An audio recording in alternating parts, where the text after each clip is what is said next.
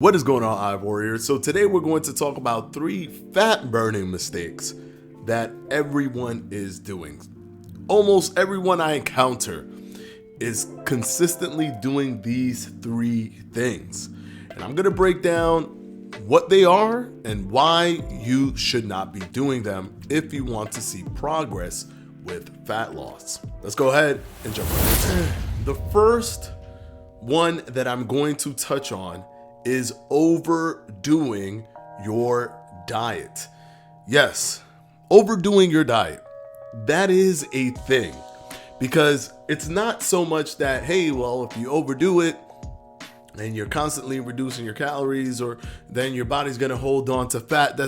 That's not what's going to happen. What will happen though is it's not so much that your body holds on to fat, but your body starts feeling deprived of food or deprived of energy.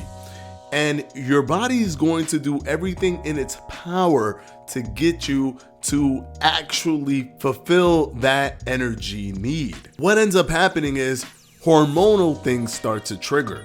Your ghrelin will go up, your leptin will go down. Ghrelin being your hunger hormone, leptin being your hormone that tells you you're full. Your propensity to binge eat goes higher because your body just wants that dose of additional energy. Your willpower is only so strong. When you overdo something and you don't set it into a comfortable state, things can go wrong. One of the sponsors of this channel, Lumen, is a perfect thing to point out when it comes to intermittent fasting, for example. I know a lot of people on this channel do intermittent fasting, but yes, collectively, through the studies, we've seen, fasting can go on for certain periods of time, and collectively, the data shows that there aren't any issues in terms of like a 20-hour fast or a 16-hour fast or a 23-hour fast, but there are always outliers. And one thing that you want to make sure is, are you over fasting? Are you fasting past the number where it's actually beneficial for you, where you're being effective, where you're not entering what's called glucose neogenesis and your body is breaking down muscle tissue? The Lumen is perfect for that specific scenario if you do intermittent fasting and you feel that maybe you could be over fasting.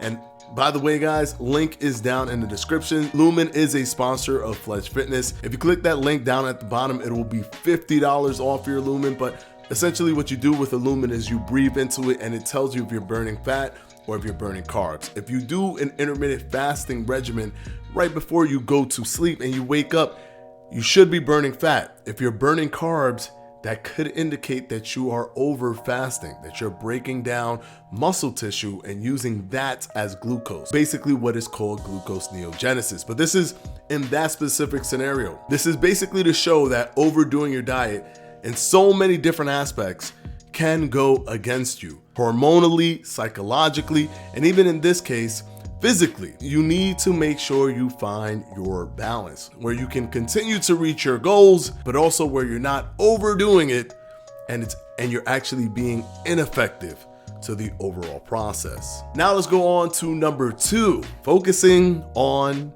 exercise. This is another thing that a lot of people tend to do. They say, well, if I focus on doing my exercise, I'll be good. But the problem with exercise is it's great, you need it, it should be part of the equation because it helps with the overall process, but it isn't the shining star. It isn't the thing that should be your main focus. Your main focus should be the calories that you take in, because that is going to be 90% of the control of what you can do to stop weight gain or to reduce weight. Controlling the actual calories that you consume. Now, once again, I'm not saying to not do exercise. What I am saying is to not put all your weight loss eggs in one basket and think that because you're exercising, because you're going to the gym, you're doing what you need to do, and then you don't need to really think too much about it when you get back home. You want to eat how you want to eat. You don't really want to be restricted, and you're rewarding yourself because you're doing really well in the gym. You're not going to lose the amount of calories that you think you're going to lose by going to the gym. You need to control the overall net energy balance by what you actually eat. Trust me, it will change everything once you put the number one focus on the calories that you're consuming. And number 3, setting targets. Setting weight loss targets, setting summer targets, setting targets for how you're going to eat and when you're going to eat and what exactly you're going to do and when you're going to stop. See, when you set targets, what ends up happening is you reach those targets, or you don't because you didn't stick to it. But if you do, you've made it to the finish line. And when it comes to weight loss and burning fat and everything like that, especially in the United States, we don't really have a problem with that. So many people have lost weight. The main issue we have is a weight regain problem. How do you combat that if when you hit a target, you stop the diet altogether, you stop the regimen altogether? You can't. Because as much as you want to create an illusion that what you're doing now is fine, you just need to do something to lose the weight so that you can go back to what you're doing now, and then you'll just be on cruise control.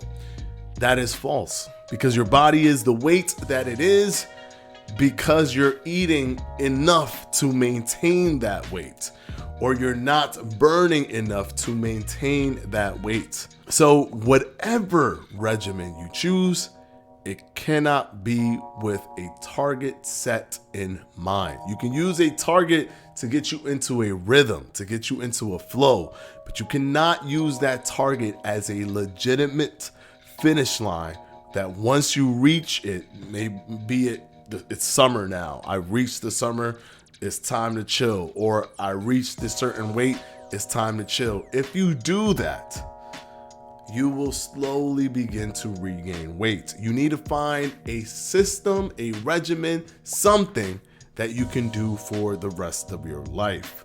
One of the reasons why I enjoy intermittent fasting, because it's something that I can stick to forever. Been doing it for more than 9 years. I'm good. No issues. But it's because I'm able to stick to it due to how easy it is for me. You need to find what's the best and easiest thing for you to stick to so that you can stick with it for the long haul, meaning the rest of your life. That's what's going to keep you from the weight regain problem, which is the actual problem that we have. It's not the weight loss problem. Hopefully this video has helped you guys. Patreons will be pinned down in the comment section below, and I'll see you in the next one. Peace.